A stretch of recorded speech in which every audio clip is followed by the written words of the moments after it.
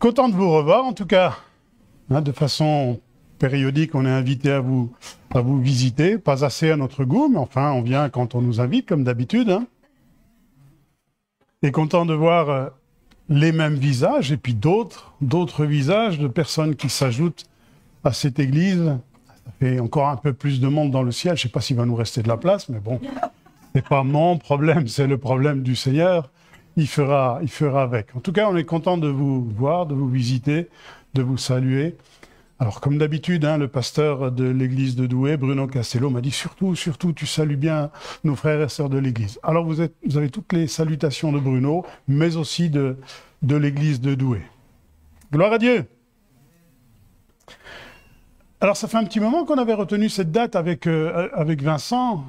Il était prévu que je vienne nous apporter la parole aujourd'hui, et puis, quand je sais que je vais apporter la parole, j'essaie de méditer un petit peu, lui, mais bon, qu'est-ce que cette Église a besoin d'entendre? Quel message je vais pouvoir apporter? Qu'est-ce que je vais bien pouvoir leur dire? Je commence à réfléchir depuis longtemps, et figurez-vous que jusqu'à ce matin, ce propre matin, je ne savais toujours pas quoi j'allais vous dire.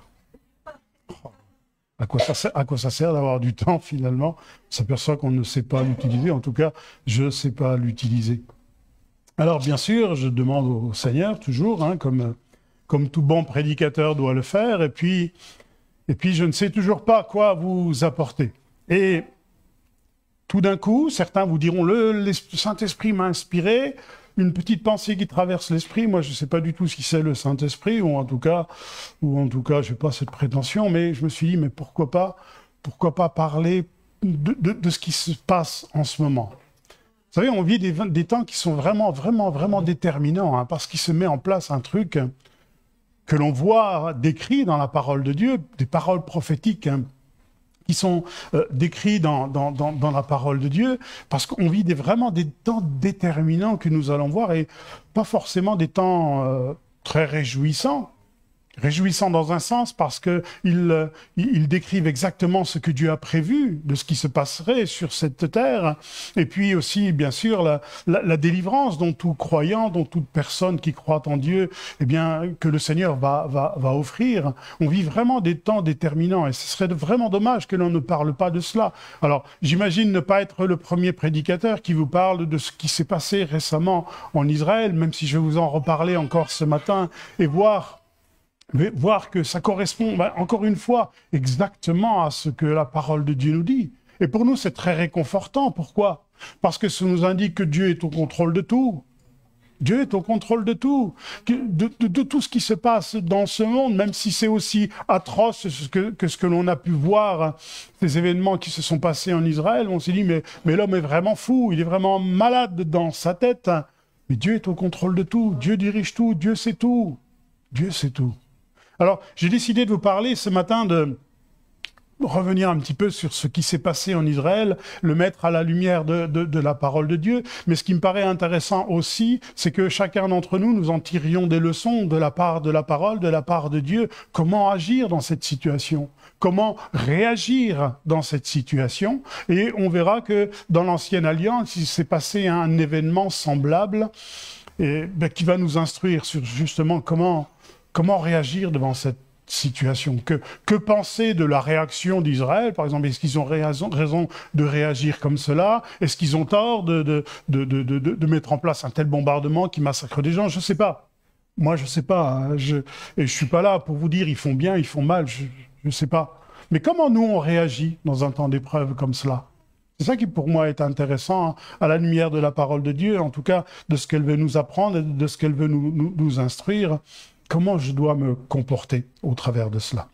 Alors, tout de suite pour commencer, je vous invite à lire un texte bien connu qui a fait couler beaucoup d'encre et beaucoup de salive aussi, de Matthieu 24, à partir du verset 3. C'est une description que Jésus fait de ce que l'on appelle la fin des temps, puisque bibliquement nous sommes dans la fin des temps.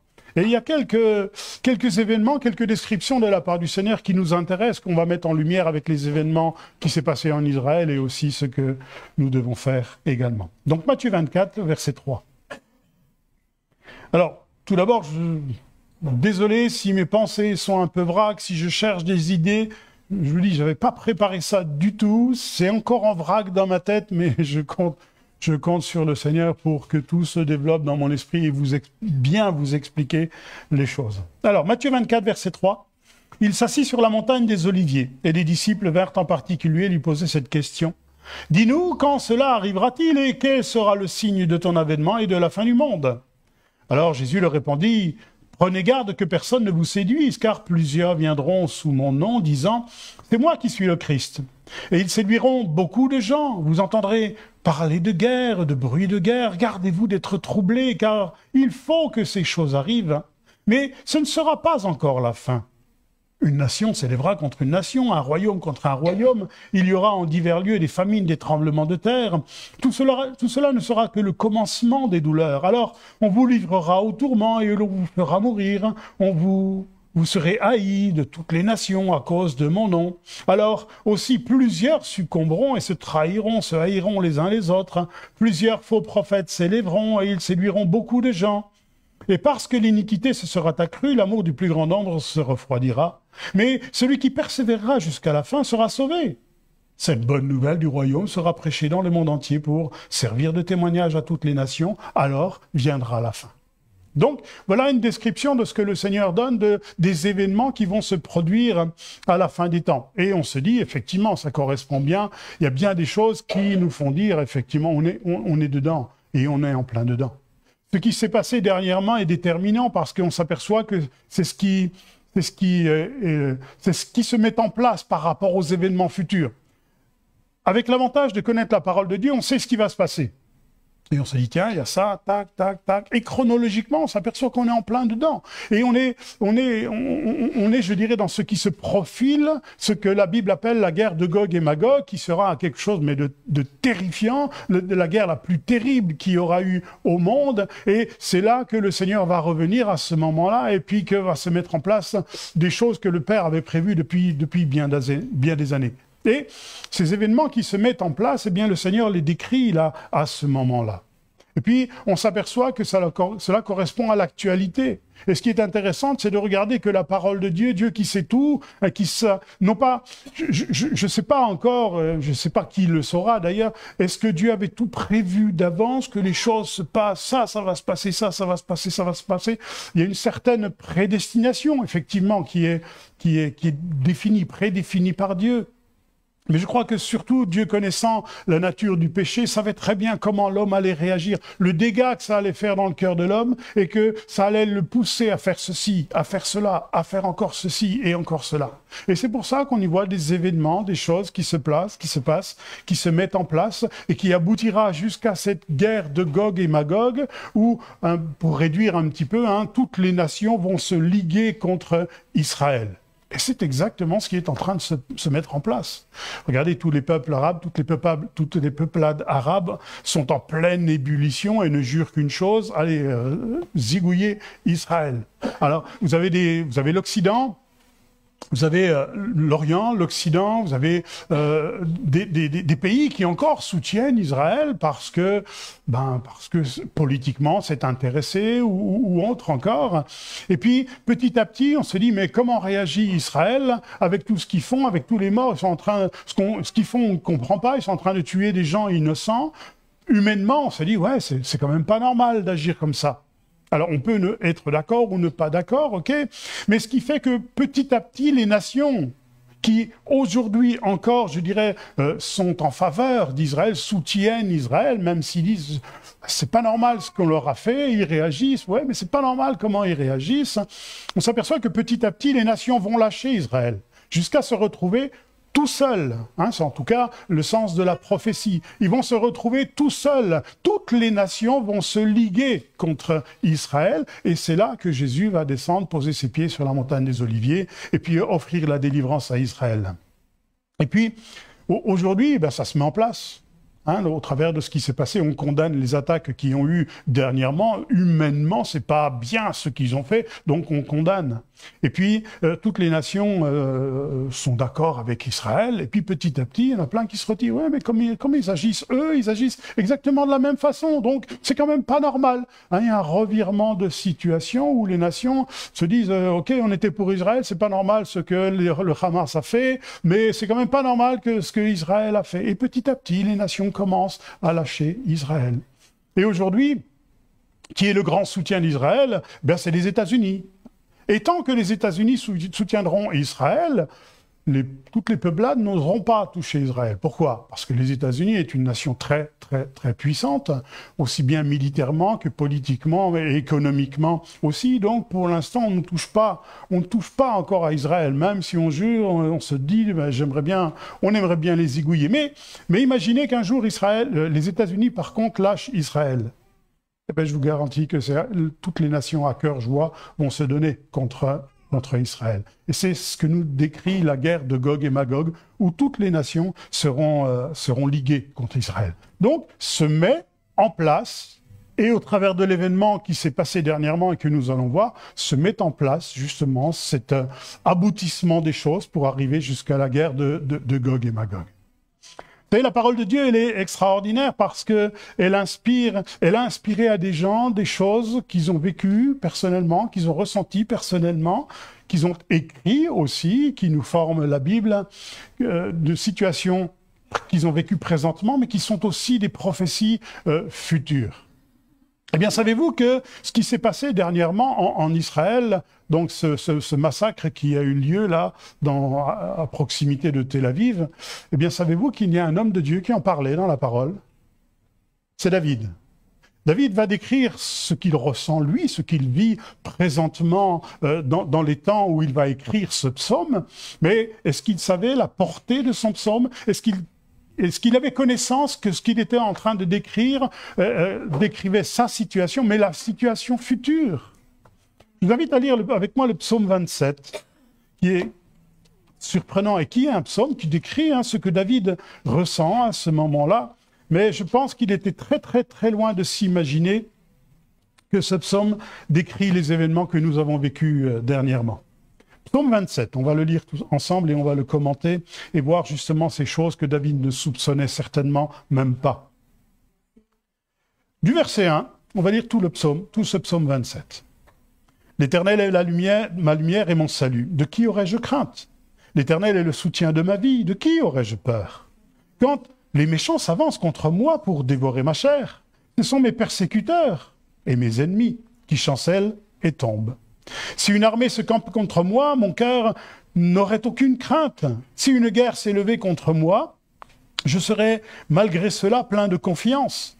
Je demande à l'Éternel une chose que je désire ardemment. Je voudrais habiter toute ma vie dans la maison de l'Éternel, pour contempler la magnificence de l'Éternel et pour admirer son temple. Car il me protégera dans son tabernacle au jour du malheur. Il me cachera sous l'abri de sa tente. Il m'élèvera sur un rocher. Et déjà ma tête s'élève sur mes ennemis qui m'entourent. J'offrirai des sacrifices dans sa tente au son de la trompette. Je chanterai, je célébrerai l'Éternel. Éternel, écoute ma voix, je t'invoque. Aie pitié de moi et exauce-moi. Mon cœur dit de ta part, cherchez ma face. Je cherche ta face, ô Éternel. Ne me cache point ta face. Ne repousse pas avec colère ton serviteur. Tu es mon secours. Ne me laisse pas, ne m'abandonne pas, Dieu de mon salut. Car mon père et ma mère m'abandonnent, mais l'Éternel me recueillera. Éternel, enseigne-moi ta voie. Conduis-moi dans le sentier de la droiture à cause de mes ennemis. Ne me livre pas au bon plaisir de mes adversaires, car ils s'élèvent contre moi de faux témoins, des gens qui ne respirent que la violence. Oh, si je n'étais pas sûr de voir la bonté de l'Éternel sur la terre des vivants, espère en l'Éternel, fortifie-toi et que ton cœur s'affermisse, espère en l'Éternel. Donc, David va écrire ce psaume dans une période de sa vie où il siège sur Israël, mais il se rend compte qu'il a beaucoup d'ennemis. Et puis il décrit, il y a des gens qui viennent, qui en veulent à ma vie, il prend tout d'une façon personnelle, c'est lui, c'est son ressenti intérieur, mais qui en veulent notamment à Israël. Et puis il dit, mais il y a des gens qui viennent et qui veulent absolument me détruire, qui veulent absolument détruire ton peuple. Et puis on s'aperçoit que la situation que vit David à ce moment-là et qu'il écrit, correspond aussi à la situation d'Israël, des événements que nous avons connus dernièrement. Vous savez, peut-être que ce psaume 27, c'est un psaume qui est normalement lu tous les jours de la fête de Sukkot. Dans leur liturgie, tous les Juifs, pendant la fête de Sukkot, qui dure 7 jours et qui arrive jusqu'au Shabbat de Sukkot, ils doivent lire dans leur liturgie impérativement ce psaume au minimum une fois par jour. Est-ce que vous vous souvenez à quel moment est survenue ces attaques du Hamas? Pendant la fête de Sukkot, et notamment pendant le Shabbat de Sukkot.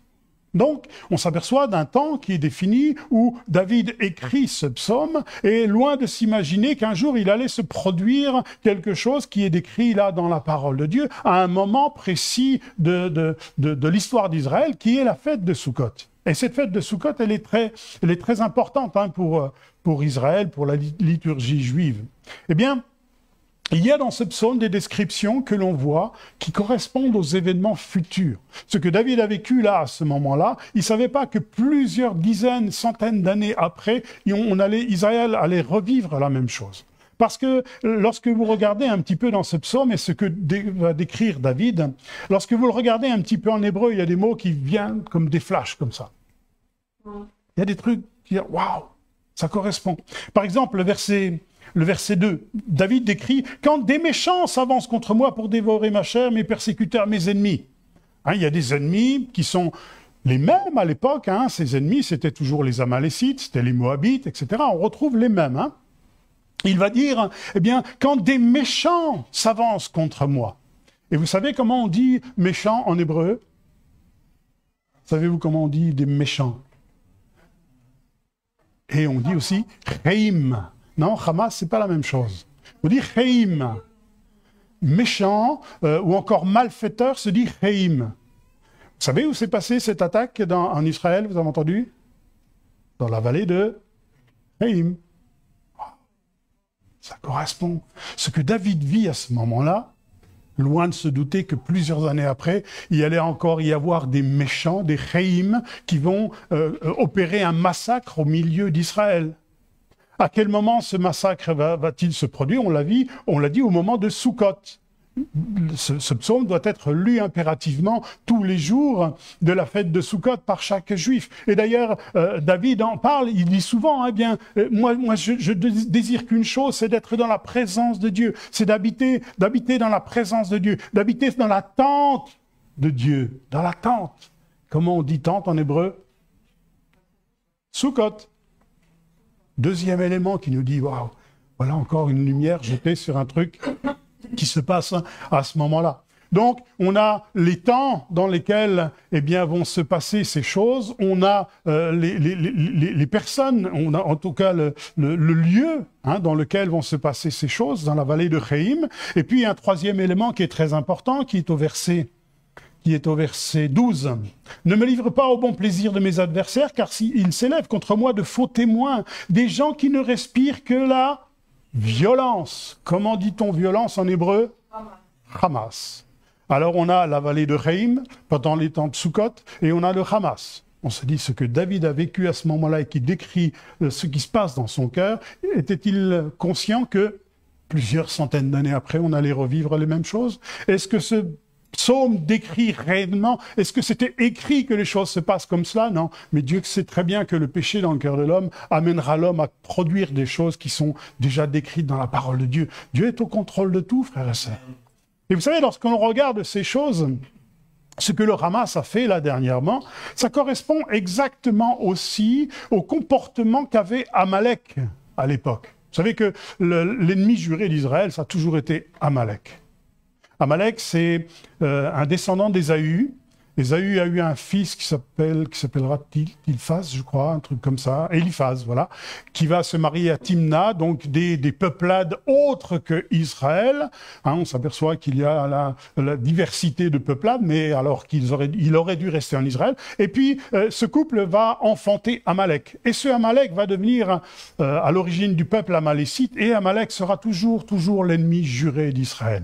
Et vous savez, ce que faisait Amalek lorsque Israël marchait dans le désert, hein, il y a des épisodes qui nous disent que Amalek il fondait sur les derniers. Hein, il y avait tout le peuple d'Israël qui marchait dans les derrière, et puis par derrière, Amalek il venait et il prenait les derniers comme ça, puis il massacrait les plus faibles. Hein, généralement dans une marche, ce sont qui ont un peu plus de mal à marcher qui sont derrière. Eh bien, c'est ce que faisait Amalek. Il prenait les plus faibles et puis il les attaquait.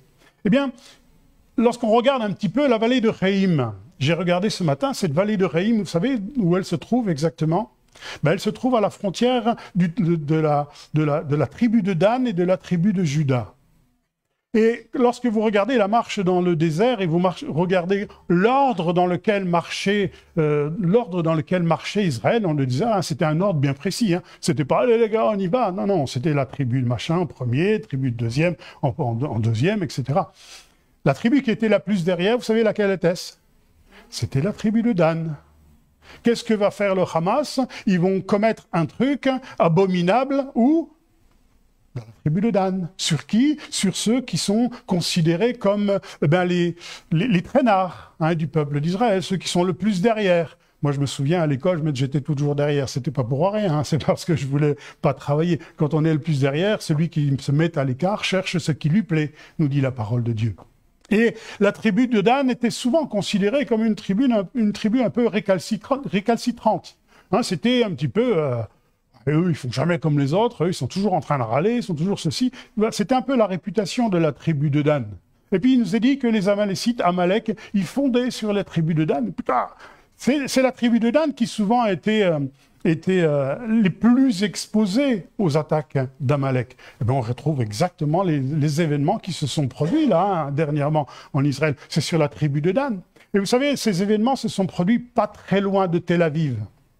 Aujourd'hui, en Israël, il y a deux villes qui sont importantes. Il y a Jérusalem, qui est la capitale religieuse, et il y a Tel Aviv, qui est la capitale administrative. Et Tel Aviv a une très très mauvaise réputation dans le sens où, bien à Tel Aviv, ce sont les jeunes qui veulent faire la fête, qui n'ont plus rien à faire de la liturgie juive, de l'histoire juive. Ils ont rien à faire de ci, ils ont rien à faire de cela. Ils vont faire des fêtes. Il n'y a pas de mal à faire la fête, mais les orthodoxes, les ultra-orthodoxes disent c'est normal ce qui s'est passé à Tel Aviv. Ce sont des gens qui n'ont rien à faire de Dieu. Ce sont des gens qui n'ont absolument rien à faire de l'histoire d'Israël, qui ne sont pas croyants, qui ne veulent pas marcher dans la parole de Dieu. C'est sur cela que Amalek fondait. C'est sur ceci que Amalek profitait de la faiblesse pour tomber dessus. Et c'est ce qui va se passer encore une fois. Le Hamas va pas aller au milieu de Jérusalem qui est bien gardé avec ses soldats, avec ses ultra-orthodoxes qui ont gardé des valeurs bibliques, etc. Non, il va fondre sur les plus faibles, sur tous ceux qui n'ont rien à faire de la parole de Dieu. On retrouve exactement les mêmes éléments dans ce qui s'est produit que lorsque David les décrit comme cela. Et au vu de ce qui s'est passé, de ces événements et du passage que nous avons lu, il me paraît intéressant de retirer des choses de ce que va dire Jésus. Il va dire, premièrement, il faut que ces choses arrivent. On pourrait se dire, mais c'est quand même barbare, on est quand même... L'homme est quand même barbare et puis c'est pas normal qu'il se passe des choses comme cela. On est dans des temps où on est censé être intelligent, alors pourquoi la guerre? On recommencera plus que l'on a fait. Et non, aujourd'hui on fait pire. On fait pire que ce qui s'est passé pendant la Shoah ou encore pendant les années précédentes. On fait pire que cela. L'homme est capable de faire pire. Et on s'aperçoit que le Seigneur dit, mais il faut que ces choses arrivent. Pourquoi, Seigneur, tous ceux qui croient en ton nom, pourquoi il leur arrive ceci? Pourquoi il leur arrive cela? Il faut que ces choses arrivent. Mais le Seigneur dit, gardez-vous d'être troublés. Et j'aimerais vraiment rebondir sur ce verset ce matin. Il faut que ces choses arrivent. Cet événement, je ne sais pas s'il était prédit, en tout cas lorsqu'on lit la parole de Dieu comme on vient de le faire, on s'est dit, ça devait se passer. Il faut que ces choses arrivent. Mais quelle est l'attitude que nous devons avoir, nous, aujourd'hui, hein, même ici, à Kievrin ou encore à Valenciennes, gardez-vous d'être troublés. Parce que c'est vrai que c'est troublant, hein, toutes ces choses. On a tendance à s'agiter, et lorsque le Seigneur, dans Matthieu 24, décrit, voilà ce qui va se passer dans la fin des temps, les disciples lui disent, Seigneur, qu'est-ce qui va se passer dans la fin des temps? Voilà, il va se passer ceci, il va se passer cela, il va se passer ceci, il va se passer cela. Le Seigneur va décrire des événements des réactions, on va dire. Comme le monde aujourd'hui est en réaction par rapport à ce qu'il s'est passé en Israël et ce massacre, et même la réaction des Juifs par rapport à la bande de Gaza, le monde est en réaction, et on y voit des réactions différentes. Et là où je veux en arriver ce matin, eh bien, c'est de voir et de s'apercevoir qu'il y a un texte que nous donne la parole de Dieu, que l'on peut mettre en parallèle à cela, pour que nous puissions en retirer l'instruction de quelle doit être notre position à nous aujourd'hui. Comment devons-nous réagir devant ces choses? Non pas prendre position ni pour l'un ni pour l'autre. C'est à Dieu de juger ces choses. Nous sommes juges d'une situation, mais nous ne sommes pas juges dans une condamnation. Hein, c'est ce que le Seigneur dit. On dit souvent, mais non, on ne doit pas juger, on n'a pas le droit de juger. Mais bien sûr qu'on doit juger.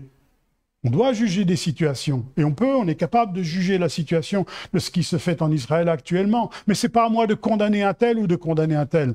La condamnation est à l'Éternel. À moi la vengeance. C'est lui qui est le juge, c'est pas moi, c'est pas nous. Mais nous sommes quand même capables de pouvoir juger la situation pour en retirer des choses et de savoir comment nous devons nous comporter. Alors, on va lire ensemble un texte, si vous voulez bien, qui va nous apprendre comment devons-nous réagir aujourd'hui devant ces situations. Exode 14, verset 10. Israël va se retrouver dans une autre circonstance et pour d'autres raisons, un petit peu, hein, toujours dans la même situation. Quand l'épreuve vient, quand la difficulté vient, finalement, ce n'est pas la nature de la difficulté, c'est comment je réagis devant la difficulté qui me paraît important. Eh bien, Israël va se retrouver dans cette situation un jour. Exode 14, verset 10, on le lira jusqu'au verset 15. L'Éternel parla à Moïse et dit, « Parle aux enfants d'Israël, qu'ils se détournent et qu'ils campent devant Pi-Hahiroth, entre Migdol et la mer, vis-à-vis de Baal-Tséphon. C'est en face de ce lieu que vous camperez près de la mer. Pharaon dira aux enfants d'Israël, « Ils sont égarés dans le pays, le désert les enferme. J'endurcirai le cœur de Pharaon et il les poursuivra. Mais Pharaon et toute son armée serviront à faire éclater ma gloire, et les Égyptiens sauront que je suis l'Éternel. » Et les enfants d'Israël firent ainsi. On annonça au roi d'Égypte que le peuple avait pris la fuite.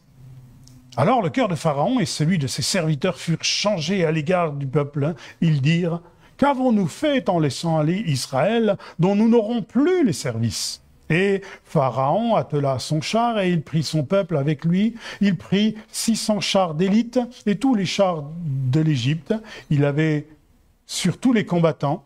L'Éternel endurcit le cœur de Pharaon, roi d'Égypte, et Pharaon poursuivit les enfants d'Israël. Les enfants d'Israël étaient sortis, la main levée. Les Égyptiens les poursuivirent et tous les chevaux, les chars de Pharaon, les cavaliers, son armée, les atteignirent campèrent près de la mer, vers Pi-Hahiroth, vis-à-vis de Baal-Tséphon. Pharaon approcha, les enfants d'Israël levèrent les yeux, et voici les Égyptiens étaient en marche derrière eux. Et les enfants d'Israël eurent une grande frayeur et crièrent à l'Éternel. Ils dirent à Moïse, « N'y avait-il pas des sépulcres en Égypte sans qu'il soit besoin de nous mener mourir au désert? Que nous as-tu fait en nous faisant sortir d'Égypte ? N'est-ce pas là ce que nous te disions en Égypte? Laisse-nous servir les Égyptiens, car nous aimons mieux servir les Égyptiens que de mourir au désert. » Moïse répondit au peuple, « Ne craignez rien, restez en place et regardez la délivrance que l'Éternel va vous accorder en ce jour, car les Égyptiens que vous voyez aujourd'hui, vous ne les verrez plus jamais. L'Éternel combattra pour vous, et vous, gardez le silence. » L'Éternel dit à Moïse, « Pourquoi ces cris ? Parle aux enfants d'Israël et qu'ils marchent. » Voilà donc une histoire parmi bien d'autres, un événement parmi bien d'autres dans la description de cette marche du peuple d'Israël, qui va nous instruire sur les réactions que nous pouvons avoir dans différentes difficultés, épreuves ou situations. On s'aperçoit là encore une fois dans une situation de crise que Israël est acculé et comment réagir, qu'est-ce que l'on doit faire dans cette situation. Lorsqu'ils sont sortis d'Égypte et pour aller donc vers la destination, et la destination que Dieu avait fixée à Israël, la première étape importante, c'était d'aller jusqu'à Horeb. Parce que si vous vous souvenez un petit peu avant, lorsque Dieu va parler à Moïse au travers du buisson ardent, il va lui parler sur le mont Horeb. Et il va lui dire, eh bien c'est toi qui vas conduire mon peuple et qui va le ramener jusqu'ici. Et le mont Horeb, on sait qu'il est important, c'est le mont Sinaï. Il est important, pourquoi? Parce qu'on sait que quelque temps après, il va se produire un événement capital dont nous jouissions nous aujourd'hui, c'est-à-dire le don de la parole de Dieu.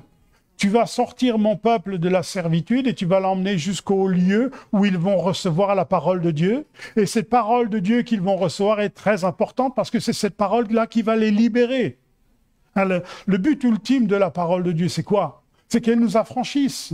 Ils connaîtront la vérité et la vérité les affranchira. Aujourd'hui, l'intérêt de connaître la Bible, c'est pas de connaître l'histoire et de dire « ouais, je connais bien la Bible, je l'ai lu ». Non, c'est que ce qui est écrit dans la parole de Dieu me libère de choses qui me retenaient prisonnier. Ils étaient prisonniers en Égypte, ils vivaient dans ce pays où ils étaient limités de vivre leur vie. Dieu leur dit « je vais vous délivrer ». Et le moyen de les délivrer, c'est au travers de miracles, comme Dieu a fait dans nos vies pour nous attirer. Moi, s'il ne m'avait pas délivré de la drogue, je ne me serais jamais intéressé aux choses de Dieu. Et le jour où j'étais délivré de la drogue, je me suis dit « ouais, mais il y a quelque chose dans cette parole ». Alors j'ai cherché dans la parole, et Dieu m'a amené au moment où, par la connaissance de la parole, eh bien, j'ai été libéré encore d'autres choses. Et c'est exactement ce que Dieu veut faire dans nos vies. Il veut pas qu'on lise la Bible comme des bons chrétiens. Il veut que je connaisse la vérité, parce que cette vérité, elle va avoir une action dans ma vie, dans mon cœur, dans mon esprit et dans mon âme. L'action de me libérer. Et Dieu a le projet de libérer ce peuple. Il dit à Moïse, tu l'amèneras jusqu'à Horeb, jusqu'au mont Sinaï, et là je vous donnerai ma parole, elle vous instruira, elle vous libérera. Mais lorsqu'ils vont sortir d'Égypte, on s'aperçoit que Dieu va les diriger, Dieu va les conduire, et on se dit le chemin le plus court, généralement, c'est tout droit. Vous êtes d'accord avec moi? Mais on s'aperçoit, si vous regardez le trajet, ils vont faire des détours comme ça. Seigneur, c'est pas ce qui était prévu.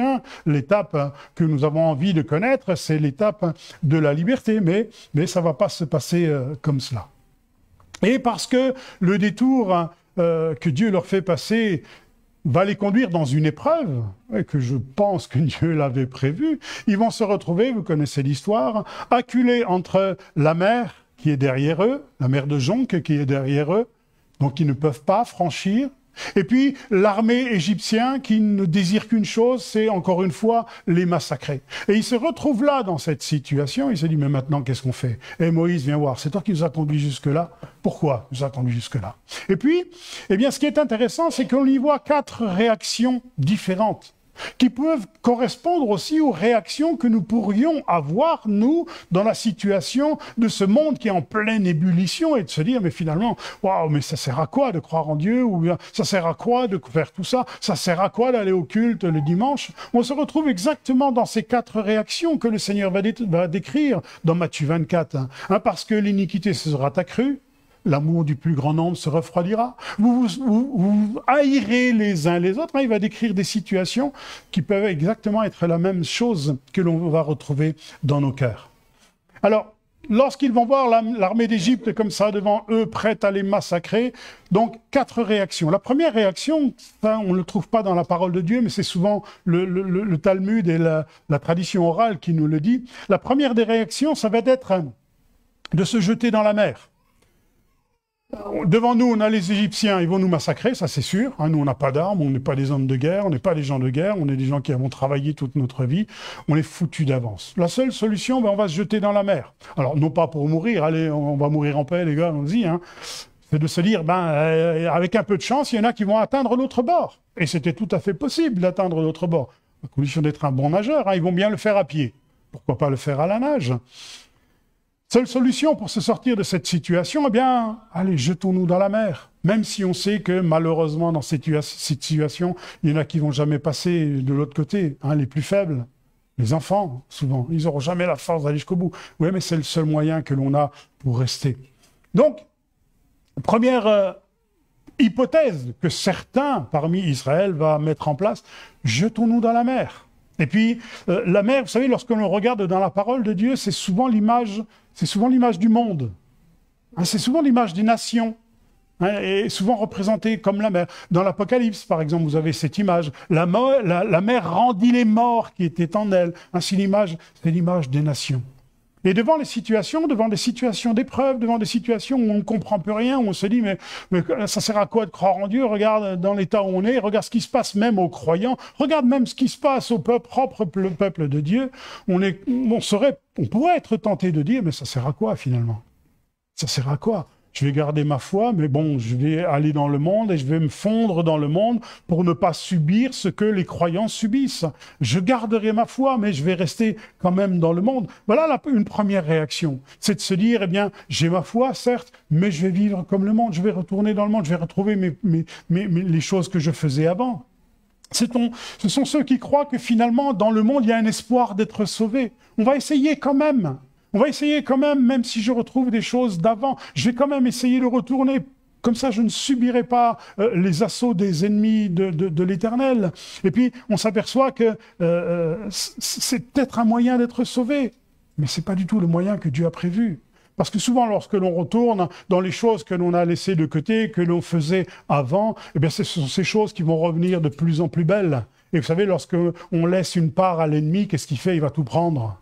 Et surtout l'ennemi de notre foi, il ne nous laissera pas avec nos petits problèmes, nos petits défauts. C'est bien, tu crois en Dieu, je vais te laisser comme ça.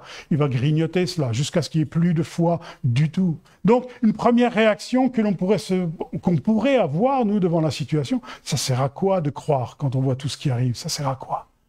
Vivons comme le monde, profitons des choses. On va se jeter dans la mer et on va un petit peu essayer de sauver notre peau comme on peut. Seigneur, mais je crois toujours en toi, hein. Vous savez, les gens qui quittent le Seigneur, qui quittent les églises, vous diront toujours la même chose. Ils disent, ah, mais je quitte l'église, hein, mais je quitte pas le Seigneur. Ah non, je quitte pas le Seigneur. Puis quand vous regardez quelques temps après leur façon de vivre, on dit, mais ils ont tout quitté, finalement, ils ont tout perdu. Ils ont tout perdu. Donc, se jeter dans la mer n'était pas la solution que Dieu avait prévue. Alors, qu'est-ce qui reste comme solution? Eh bien, on trouve une deuxième réaction. Ce sont ceux qui vont se dire, et là le texte nous le dit, bien, retournons en Égypte, puisqu'ils veulent nous massacrer au lieu de mourir. Bon, on retourne à ce qu'on était, hein. C'était pas terrible, c'était pas top, mais au moins on sera en vie. Retournons en Égypte. On t'avait bien dit, Moïse, que c'était pas la peine d'aller mourir au désert. Pourquoi faire? Retournons en Égypte. Ceux qui croient qu'il est possible de vivre une vie de foi même en Égypte. Ah, mais je peux croire en Dieu même en faisant des choses que la parole de Dieu condamne des fois. Hein, vous avez aujourd'hui combien de gens qui se disent, mais je peux, par exemple, hein, c'est la seule idée qui me vient, je peux être homosexuel et puis avoir une vie de foi. Incompatible, hein. Rien contre l'homosexualité, ça peut être aussi l'alcool. Je peux continuer à boire un petit coup. Ou bien je peux fumer mon joint de temps en temps. Ça ne correspond pas à l'éthique de la foi. Hein, ce sont ceux qui se disent, mais c'est pas grave, je continuerai à croire en Dieu. Dieu a fait des miracles dans ma vie pour nous délivrer d'Israël, mais retournons en Égypte. On sera esclaves de nouveau, on va refaire des briques de nouveau. Les Égyptiens vont nous maltraiter, oui, mais au moins on sera en vie. Donc une deuxième réaction qui, on s'aperçoit, ne correspond pas du tout à ce que Dieu désirait, à ce que Dieu voulait, et le projet de Dieu. Troisième réaction que l'on voit, ce sont ceux qui vont se dire, prenons les armes. Hein, on va mourir dignement, finalement. On va prendre les armes et on va se battre contre les Égyptiens. C'est perdu d'avance, j'en ai peur, mais on va quand même se battre. On va mourir dignement. Même si cette réaction pourrait paraître un peu plus spirituelle que les autres, elle est quand même insensée. Elle est insensée de se battre contre l'armée égyptienne, surtout d'après la description qui nous est faite de tous les chars, des hommes d'élite, etc. C'était perdu d'avance. Ah, mais on va mourir quand même dignement. Ouais, c'est bien de mourir dignement. Mais c'est mieux de mourir comme Dieu l'a prévu et de vivre ce que Dieu a prévu. C'est pas du tout ce que Dieu avait prévu. Pourquoi il les conduit là? Pourquoi il les amène ici? C'est pas pour les regarder périr, hein, les uns après les autres. Hein. Non, Dieu avait un plan. Et puis, il y a une quatrième réaction qui va se faire. Ce sont ceux qui vont dire, on va prier. On va prier le Seigneur. On va implorer Dieu. Et puis même Moïse, sa seule solution, les gars, je sais pas quoi faire. On va prier. Et puis, ce qui est intéressant, solution encore plus spirituelle. Ah, il y a ceux qui prient, il y a ceux qui, devant l'adversité, devant l'épreuve, devant les difficultés, eh bien, on va prier en pensant que Dieu va faire, que Dieu va agir, etc. Qui n'est pas forcément un mauvais recours, hein, mais encore plus spirituel, avoir recours à la prière.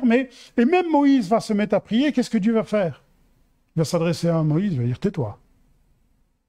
Tais-toi, je t'ai pas demandé de prier. Surprenant hein, comme réaction de la part du Seigneur. Mais encore une fois, 4 réactions que l'on pourrait avoir, nous, devant les événements qui se passent, ou même encore en Israël, des choses qui se sont produites. 4 réactions que l'on retrouve dans le cœur de l'homme. Ah, à la fin des temps, voilà ce qui va se passer. Vous trahirez les uns les autres.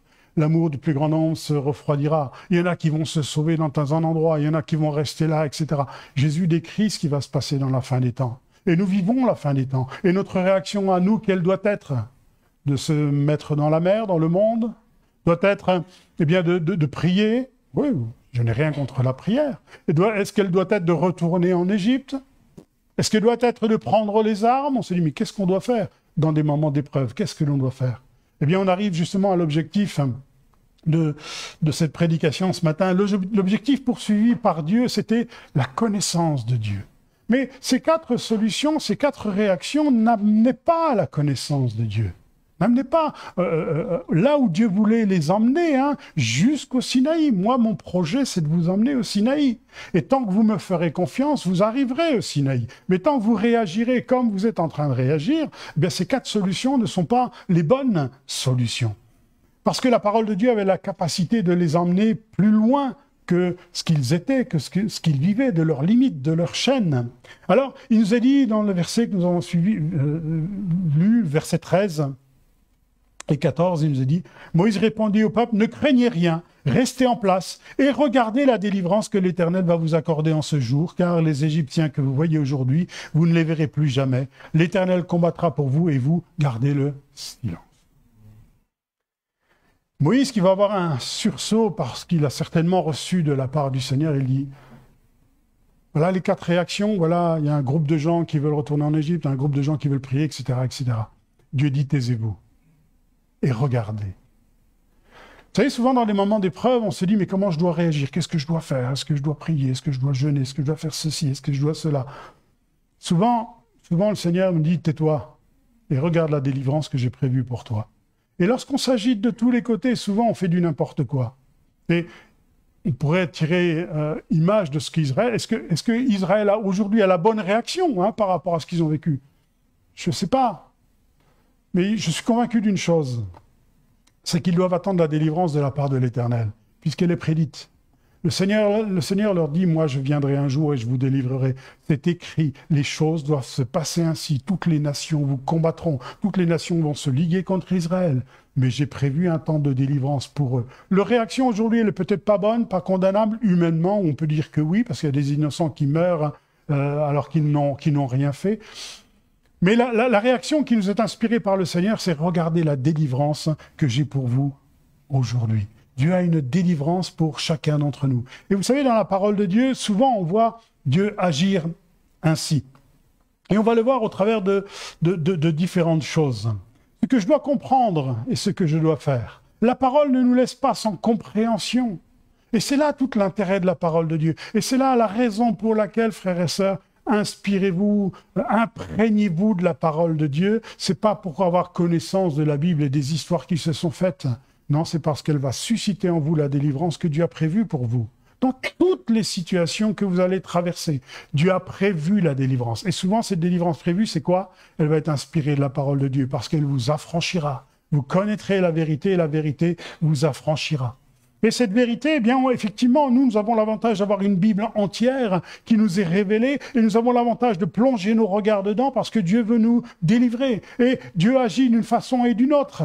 Et dans nos situations et les épreuves que nous traversons, Dieu va agir d'une façon ou d'une autre. Mais il va toujours nous inspirer la façon dont il va agir.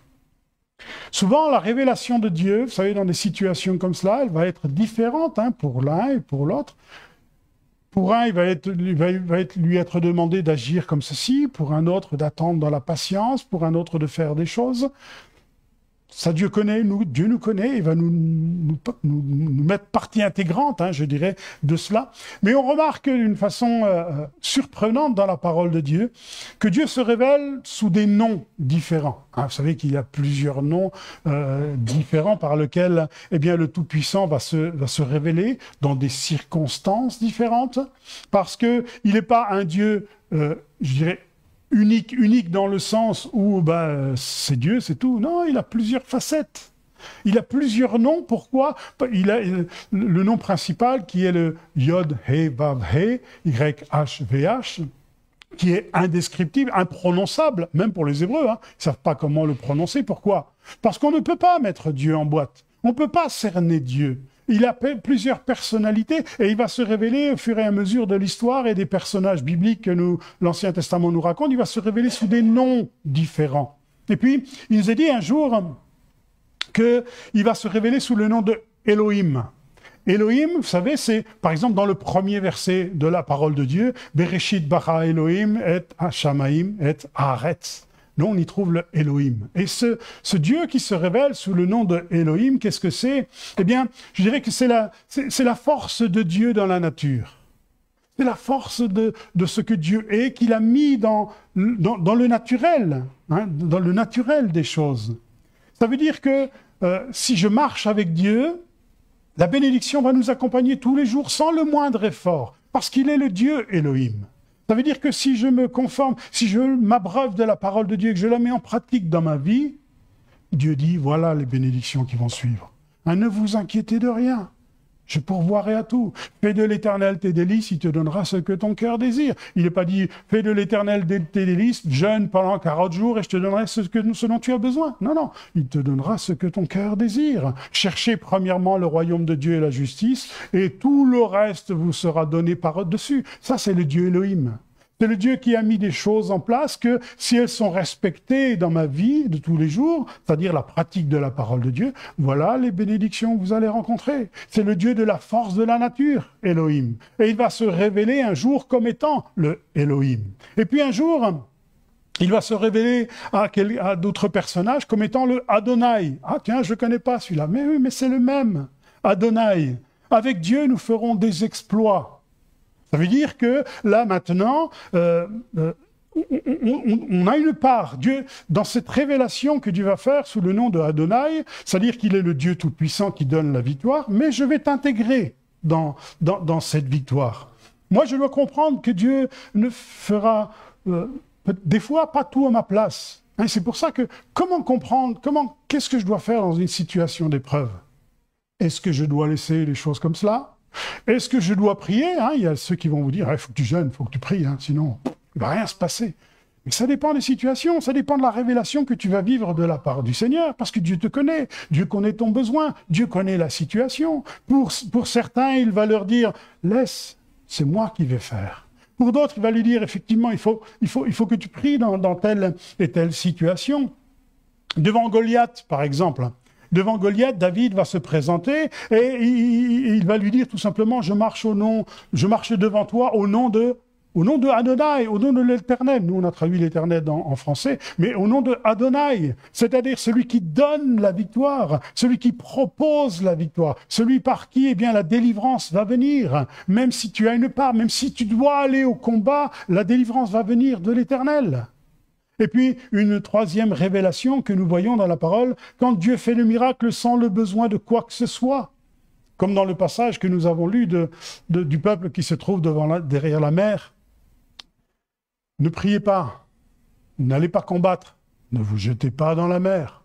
Et puis, ne faites rien. Regardez la délivrance que Dieu va vous donner. C'est ce qui est dit. Moïse, tais-toi, ne prie pas. Regardez simplement, restez dans le calme et la délivrance. Et là, ce Dieu-là qui se révèle dans certaines occasions, ce n'est ni Elohim, c'est ni Adonai, c'est Havayé. Il a un autre nom qui s'appelle Havayé. Et ce Dieu Havayé, c'est celui qui offre la délivrance sans que j'intervienne. Dans ma situation, dans mon épreuve, comment je dois réagir? Est-ce que je dois jeûner? Est-ce que je dois prier? Est-ce que je dois faire ceci ou faire cela? Est-ce que je dois combattre? Est-ce que je dois prier? Est-ce que je dois me taire? Ça dépend des situations. Mais Dieu a tellement de ressources au-dedans de lui. Il n'est pas limité comme nous sommes limités. Il sait ce dont tu as besoin. Et ce Dieu Havaïe, c'est quoi? C'est ce Dieu qui se révèle comme en disant, eh bien, j'ai pas besoin de toi pour te délivrer. J'ai pas besoin, ni même que tu pries. Parce que c'est ma volonté, j'ai fixé des projets pour vous. J'ai un avenir, une espérance pour vous. Et les choses vont se faire comme j'ai désiré qu'elles se fassent. Tous ces noms et d'autres encore, comme El Shaddai, il y aura d'autres situations où il va se présenter comme El Shaddai, sont des dérivés du tétragramme. Yod, He, Vav, He. Et là où ça devient intéressant pour chacun d'entre nous, eh bien, c'est parce que ce tétragramme, on le retrouve aussi dans Yeshua. On le retrouve également dans Jésus, qui est, comme l'apôtre Paul va avoir cette révélation, il est quelque part la représentation de Dieu, il est l'incarnation de Dieu.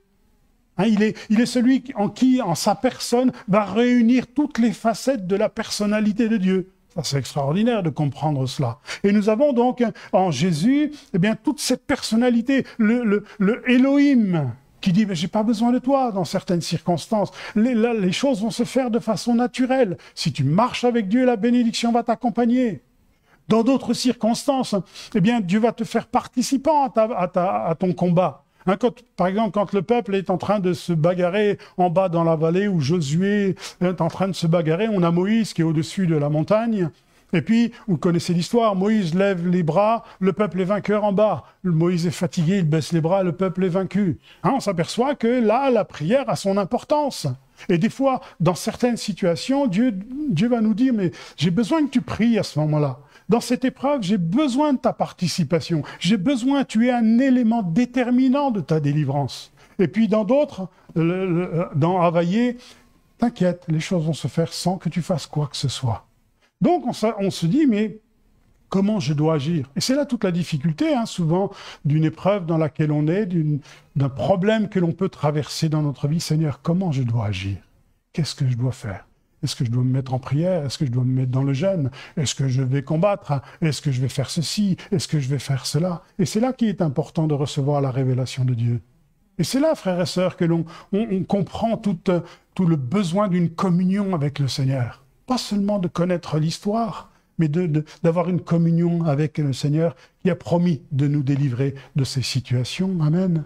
Faisons maintenant un parallèle avec la fin des temps, comme nous avons fait. Dans telles circonstances, ces choses doivent arriver, mais gardez-vous d'être troublés.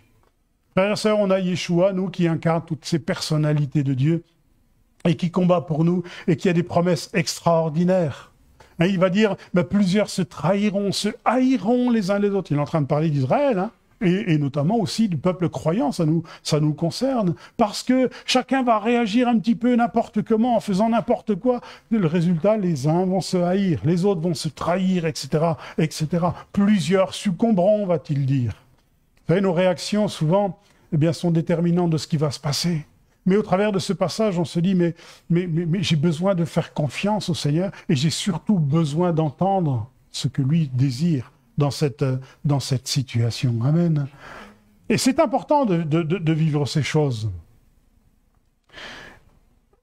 Ensuite, la dernière chose que je veux voir avec vous, c'est ce que Moïse va comprendre. Et c'est pour ça que Moïse va avoir une révélation à ce moment-là. Il va se mettre à prier et Dieu va dire, non, tu pries pas. Et Moïse va être capable de dire au peuple, stop, taisez-vous, gardez le silence et regardez la délivrance que Dieu va vous accorder. Moïse va recevoir cela par révélation. Mais nous aussi, on est capable de recevoir de telles révélations. Et c'est cela qu'il va vivre. Le seul capable de nous donner la force d'aller jusqu'au bout, et c'est ce que Jésus décrit dans ce passage de Matthieu 24, gardez-vous d'être troublés.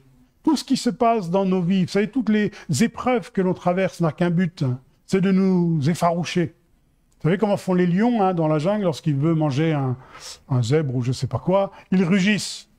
Pourquoi? Parce que ça va semer la pagaille parmi la troupe de zèbres ou de gazelles, je ne sais pas. Et puis quand la troupe commence à se disperser, ils regardent la plus faible, lui, on va l'avoir. Paf, et ils foncent dessus, et en général, En général, ils l'ont. Ben, le diable fait exactement la même chose. Il rugit dans l'épreuve, il fait peur, et quand on a peur, qu'est-ce qu'on fait? Eh ben, on a des réactions, on va se jeter dans la mer. Oh, on va passer des heures en prière, on va prendre les armes, etc., etc. Et c'est souvent nos réactions qui vont déterminer l'aboutissement de ce que l'on est en train de vivre. Mais on s'aperçoit que Dieu a des projets pour chacun d'entre nous.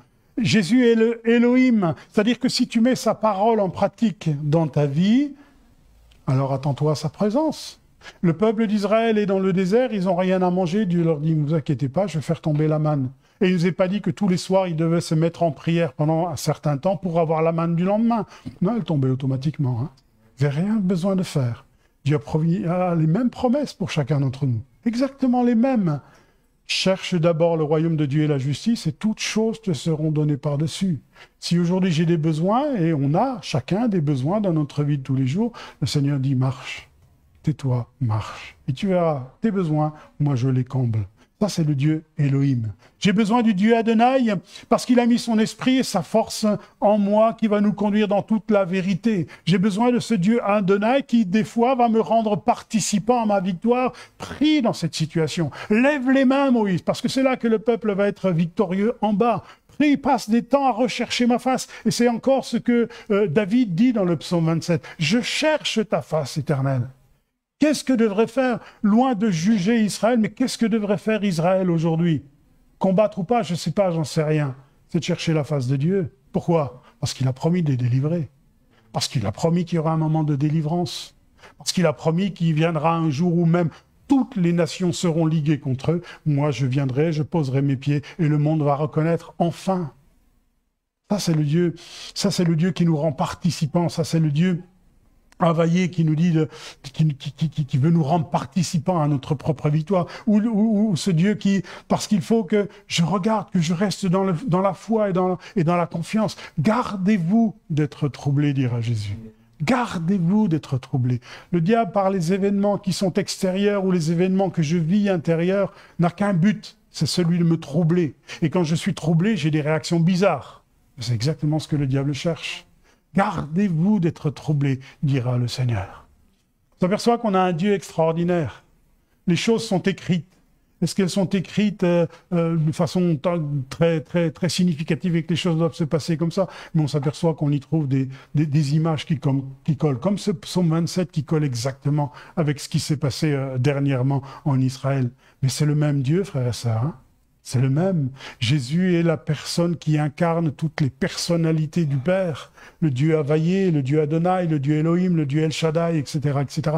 Tout a été réuni en lui. Et qu'est-ce que Jésus va dire? Je ne vous délaisserai pas, je ne vous abandonnerai pas, je suis avec vous tous les jours. Alors, quelle doit être notre attitude, frères et sœurs, dans ces situations? Ce n'est pas de juger, ce n'est pas de condamner, c'est de rester confiant que le Seigneur a des promesses pour chacun d'entre nous et que les choses se passeront, si je reste fidèle au Seigneur, elles se passeront comme le Seigneur a décidé. Non pas comme le monde a décidé, non pas comme le malin a décidé, non pas comme les événements ont décidé, mais comme le Seigneur a décidé. Ça dépend de moi. Taisez-vous, restez dans le calme et la confiance, parce que c'est là que vous verrez la délivrance de la part du Seigneur. Et dans nos vies, ça, c'est du pratique. Hein. On veut du pratique dans la foi. Il n'y a pas plus pratique que cela. Une difficulté arrive dans ma vie, qu'est-ce que je fais? Je me débat comme un forcené. Oh, je pense qu'il faut prier pendant des heures. Tais-toi, regarde la délivrance que je vais te donner. Reste confiant. Ces choses, elles doivent arriver. L'épreuve dans ta vie, elle doit arriver. Pourquoi? Parce qu'elle a un but, c'est de te mener à la délivrance qui vient par la foi. Fais-moi confiance. Voilà le message que je voulais vous apporter ce matin parce qu'il me paraît très important. Ça correspond à l'actualité que nous avons vécue dernièrement et que nous vivons encore aujourd'hui. Mais ce message correspond exactement à tout le message en résumé de ce que la parole de Dieu veut nous apprendre dans notre vie. Mettons en pratique cette parole, vivons-la et nous verrons combien les choses se passent telles que Dieu a décidé qu'elles se passent. Ce n'est pas le monde qui décide. Ce ne sont pas les événements qui décident. Ce n'est pas le malin, ce n'est pas le diable qui décide. Si je marche avec Dieu, les choses se passeront comme la parole de Dieu a décidé. Amen. Merci, Père éternel. Merci de cette parole merveilleuse. Merci de tous les enseignements que tu nous donnes et nous apprends dans ta parole. Oh, combien on désire un cœur profond pour sonder ta parole. Nous voulons être des David qui, dans les situations que nous vivons, eh bien, sachons analyser la situation, mais qu'elle soit aussi d'une façon prophétique. Que nous ayons des paroles prophétiques pour ceux qui nous écoutent. Que nous apprenions à prononcer des paroles qui feront du bien aussi aux autres. Je suis dans le calme et la confiance. Même si dans ma vie je traverse une épreuve difficile, je suis dans le calme et la confiance. Que Dieu ne me laissera pas comme cela. C'est dans la tranquillité et le repos. C'est dans le calme et la confiance que sera le salut. Et Dieu nous dit la même chose. Israël, tais-toi et regarde la délivrance que je t'accorde aujourd'hui. Frères et sœurs, mettons ça en pratique dans nos vies et nous verrons combien Dieu est encore plus grand que ce que nous avons vécu. Amen.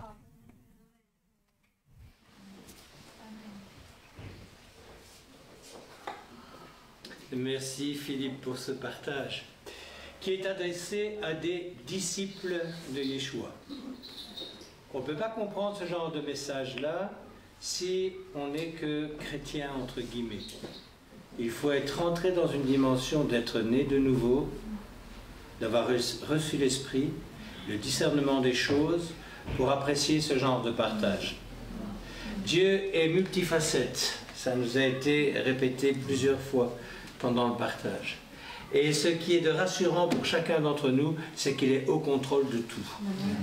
Et que ces choses qui arrivent, effectivement, sont des choses qui sont prévues depuis très longtemps. Amen. Amen. Alors pour nous, ce message, c'est Maranatha. Jésus revient bientôt. Amen. Et ça doit nous remplir d'espoir. Et on peut demander à l'Esprit, d'ailleurs ce sont les arts de l'Esprit, la paix et la joie dans ces moments particuliers. Amen. Amen. Voilà les amis internautes, je vous salue. Je vous souhaite une très très bonne semaine.